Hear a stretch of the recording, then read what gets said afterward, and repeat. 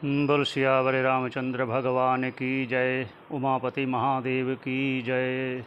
सर्वे भवन्तु सुखिनः, सर्वे संतु निरामय। इस कार्यक्रम में आप सभी का स्वागत है मेरे दोस्तों। आज हम चर्चा करने का मन है कि कर्ण को जन्म से ही कवच और कुंडल कैसे प्राप्त हुए। जन्म से ही आपने शायद ये कथा सुनी होगी, पर फिर भी जिन्होंने नहीं सुनी उनको कुछ लाभ मिल जाए इसलिए प्रयास कर रहे हैं। ये चर्चा है कर्ण के पूर्व जन्म से शुरुआत करते हैं। एक राक्षस हुआ है। राक्षस तो बहुत हुए हैं, लेकिन एक तब के राक्षसों में भी देवताओं की तपस्या करने का, ब्रह्मा जी की तपस्या करने का, भगवान की तपस्या करने का बहुत उनको मन होता था। लेकिन उनका इस तपस्या का तात्पर्य ये था कि खुद में शक्ति ऐसे ही बनाए कि सब पे राज करें। ऐसा नहीं तपस्या करते कि लोगों का कैसे कल्याण कर सके, लोगों का भला कैसे करने, ये उनमें बुद्धि नहीं थी, इसलिए वो राक्षस थे। अन्यथा वो भी ऐसे ही थे। देखो, रावण ने भी तपस्या की, विभीषण ने भी तपस्या की, कुंभकर्ण ने भी तपस्या की। रावण ने तपस्या की कि मुझे कोई मार ही ना सके, ऐसा वर दो। और कुंभकर्ण ने मुझे कहा कि मुझे ऐसा वरदान दो कि मैं इंद्रासन प्राप्त करूं। लेकिन इंद्र देवता ने सरस्वती जी के माध्यम से उनके मुख में सरस्वती बिठाकर कह दिया, निद्रासन की जगह इंद्रासन की जगह निद्रासन मांग लिया, निद्रा में रहे। ये भाव है। और विभीषण जी ने देखो भगवान की भक्ति मांगी, लेकिन बहुत कम राक्षस हैं जिन्होंने भक्ति मांगी है। उस पर भी चर्चा करेंगे। अभी चर्चा करते हैं कर्ण के पूर्व जन्म की। तो पूर्व जन्म में जो राक्षस था उसका नाम था दंभ उद्भव। दंभ उद्भव दंभ उद्भव, जो दंभ से ही जिसका उद्भव हुआ हो, जन्म हुआ हो, वो राक्षस ने तपस्या करके मांगा कि मुझे ऐसा वरदान दीजिए मुझे कोई मार ही ना सके। ये मुख्य उनका उद्देश्य होता है राक्षसों का कि मैं मरना नहीं चाहता। तो ब्रह्मा जी ने कहा ऐसी बात तो हो नहीं सकती कि आप मर ना सको, जब जिसने जन्म लिया वो मरेगा अवश्य। तो उन्होंने कहा मैंने आपकी तपस्या की, आपको वरदान देना पड़ेगा, मैं कैसे भी कीजिए। तो उन्होंने कहा कि ऐसे कुछ और बार मांग लो, मृत्यु तो होगी। कहते चलो ऐसे करो, मुझे 1000 कवच ऐसा दे दो जिससे जो व्यक्ति मुझे मारना चाहे वो 1000 साल तक तपस्या किया हुआ हो, उससे जो मुझे मारना चाहे तो मेरा एक जो कवच है वही भंग हो और ना भंग हो। इसका अर्थात कि उसकी मृत्यु होगी नहीं, ना कोई 1000 साल तपस्या करेगा। एक और भी बात कही उन्होंने, अगर जब वो नहीं मार सकेगा मुझे, एक कवच मेरा भंग होते ही उसकी मृत्यु हो जाएगी। ये भी उन्होंने मांग लिया। इसका मतलब जो भी उसको मारेगा वो स्वयं भी मर जाएगा अगर ये नहीं मरा तो। कवच तो 1000 थे। तो इसलिए समय बीतता गया, बहुत त्राही माम कर दिया इन्होंने। राक्षस ने सभी देवताओं को बहुत तंग किया। तो देवता लोग गए ब्रह्मा जी के पास, फिर विष्णु जी के पास, सभी के पास गए प्रार्थना लेकर भी कैसे करें। तो फिर विष्णु भगवान ने कहा आप चिंता ना करो, नर नारायण रूप में मैं इसका वध करूँगा। तो वो नर नारायण रूप में विष्णु भगवान जी बद्रीनाथ जी हैं, वहाँ पर एक नर नारायण नाम के 2 पर्वत हैं। उनको वहाँ पर तपस्या करनी शुरू किया नर और नारायण ने। तो फिर एक बार जब देखा भाई अब मेरे युद्ध करने वाला कोई नहीं रहा, तो ब्रह्मा जी ने कहा आपको भ्रम है ये, आप वहाँ नर नारायण कर रहे हैं वहाँ तपस्या, उनको जाकर उनका भंग करो, उनके साथ युद्ध करो जाकर।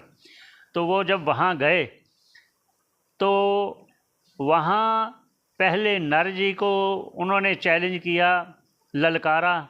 तो उन्होंने जब युद्ध करना चाहा तो उन्होंने युद्ध करना नहीं चाहते थे, पर फिर भी ललकार सुनकर वो रह नहीं पाए, तो उन्होंने युद्ध किया। तो युद्ध करने से नर ने जो बाण मारा उससे एक कवच उसका भंग हो गया। तो एक कवच भंग होते ही नर जी अपना सिर छोड़ दिए जैसे कहा था। तो फिर नारायण जी उठे उन्होंने नर को पुनर्जीवित करके फिर उससे युद्ध किया। उन्होंने एक उनका कवच तोड़ा। जब एक कवच तोड़ा तो नारायण जी ने अपना देह छोड़ दिया। तो फिर नर जी ने तपस्या से उठे तो उन्होंने नारायण जी को पुनर्जीवित किया, तो फिर युद्ध किया। ऐसे करते करते जब अंतिम बार था, एक कवच बच गया था, तो उन्होंने कहा अब मेरी मृत्यु निश्चित है, क्योंकि एक ही कवच बचा है और ये नर नारायण दो हैं, ये फिर पुनः जीवित हो जाएंगे, मेरी मृत्यु निश्चित है। इसलिए वहाँ से भाग खड़े हुए। जब वो भाग खड़े हुए तो उसे और कोई स्थान मिला नहीं, सूर्य देव के शरण में चले गए। सूर्य देव की शरण में जाते हुए तो सूर्य देव ने कहा ठीक है, जो मेरी शरण में आया मैं तो उसकी रक्षा तो करूँगा। तो ये नर नारायण को पता चला, ये भागकर वहाँ सूर्य की शरण में गया। तो नारायण जी ने कहा हे सूर्य, इसको ये हमारा अपराधी है, इसको हमारे हवाले कर दो। तो सूर्य देव ने कहा मैं भी वचनबद्ध हूँ, जो मेरी शरण में आता है तो उसकी रक्षा करना तो एक धर्म है क्षत्रिय का, क्योंकि क्षत्रिय थे। जो भी देवता राज्य संभालते हैं वो क्षत्रिय होते हैं, क्षत्रिय स्वभाव के होते हैं। तो इसलिए उन्होंने कहा तो मैं तो इसकी रक्षा अवश्य करूँगा, आप कोई और उपाय कीजिए। तो आप भी ये जानते हैं कि जो नर नारायण विष्णु भगवान के अवतार हैं, विष्णु स्वयं देवताओं के हित की बात सोचते हैं। तो उन्होंने कहा ठीक है, आप अगर हमारे इस अपराधी को हमारे हवाले अगर नहीं करोगे तो आपको भी इसका दंड भोगना पड़ेगा, इतना तो हम करेंगे ज़रूर। कहते क्या? कहते आपको द्वापर में इस राक्षस के साथ ही अपने अंश में आना पड़ेगा। इसलिए ये उनको तथास्तु कहकर वहाँ से चले गए। अब बात करते हैं, वहाँ एक दिन उन्होंने तपस्या की, बात तो थी 1000 साल की, तपस्या तो उन्होंने एक दिन किया। तो वो युद्ध करने के बाद फिर दूसरा युद्ध करता था, फिर पहले वाला युद्ध करता था। बात तो ये कि तो 1000 साल कैसे तपस्या किया? तो उसके पीछे ये है, एक रहस्य है कि जो नर नारायण पर्वत है उनको वरदान दिया था कि जो यहाँ एक दिन भी तपस्या करेगा वो 1000 वर्ष की तपस्या के बराबर होगा। यहाँ कोई शंका कर सकता है कि ये भी कैसे हो सकता है? तो होता है मेरे प्यारे दोस्तों, ऐसा होता है।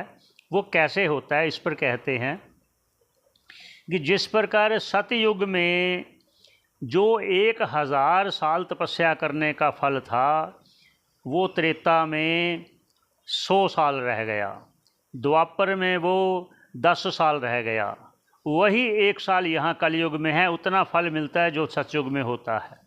ऐसे ही दान का फल भी यहाँ कलयुग में किए हुए दान का फल, लेकिन एक बात है, सात्विक दान हो उसी का फल मिलेगा। जो तामसिक और राजसिक दान है वो राजसिक और तामसिक तपस्या है, राजसिक और तामसिक कोई भी कृत्य है उसका फल अलग होता है।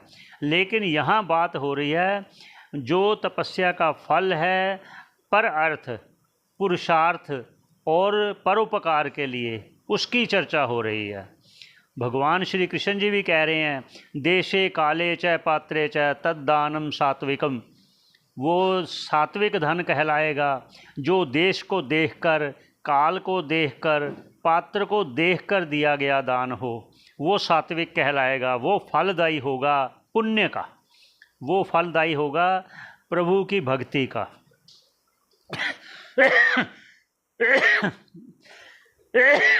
ऐसे ही पाप कर्म भी जो है रामायण में भी आया है, मानसिक जो पाप होगा वो नहीं लगेगा, लेकिन जो पुण्य होगा मानसिक वो लगेगा। ये कलयुग का प्रभाव है, ये कलयुग को वरदान है कि तुम्हारे कलयुग में जो ऐसा करेगा भक्ति तो उसका पुण्य अनेक गुना हो जाएगा, लेकिन मानसिक अगर पाप होगा तो उसको फल नहीं मिलेगा। ऐसे तो फिर जब उन्होंने द्वापर में कर्ण ने लिया जन्म तो उसके वो कवच साथ ही जो एक था वरदान में, जो जितना दिव्य पुरुष वरदान देगा उतना दिव्य उसका वो वरदान होगा, इसलिए वो जन्म से ही उसके रहे। तो वो फिर अर्जुन ने तीर मारकर उसकी हत्या की थी। और जब कृष्ण ने ये देखा कि अब समय है, तभी अर्जुन ने तीर छोड़ा था और कर्ण को मारा था। लेकिन यहाँ एक बात और स्पष्ट कर देते हैं, क्योंकि उसका अगर कवच रहता तो फिर अर्जुन भी मारा जाता। इसको हटाने के लिए, इस स्थिति को बचाने के लिए इंद्र ने भेष बदल कर कर्ण से वो कवच कुंडल मांग लिए थे युद्ध से पहले ही। यही कारण था कि अर्जुन वो जीवित रहा, क्योंकि उसे जो वरदान था वो वरदान निष्फल नहीं होता अगर कवच रहता कर्ण के शरीर से अलग ना हुआ होता। तो इसलिए यहाँ जितने भी कवच थे वो सभी को एक वरदान है कि जो भी उसका हत्या करेगा, एक कवच को भंग करेगा तो उसकी भी मृत्यु हो जाएगी। इसलिए इस बात को स्पष्ट करने के लिए बोला कि अर्जुन तभी बच सकता है जब इसके कुंडल और कवच मांग लिए जाए। तो कर्ण ने भी ये प्रतिज्ञा की हुई थी कि जो मुझे मेरे सूर्य को जल देने व अर्पित समय कोई मुझसे कोई भी मांग करेगा, मैं उसकी मांग पूरी करूंगा, वो चाहे मेरे प्राण ही क्यों ना हो। इसलिए अर्जुन की रक्षा भगवान ने और इंद्र ने इस प्रकार की।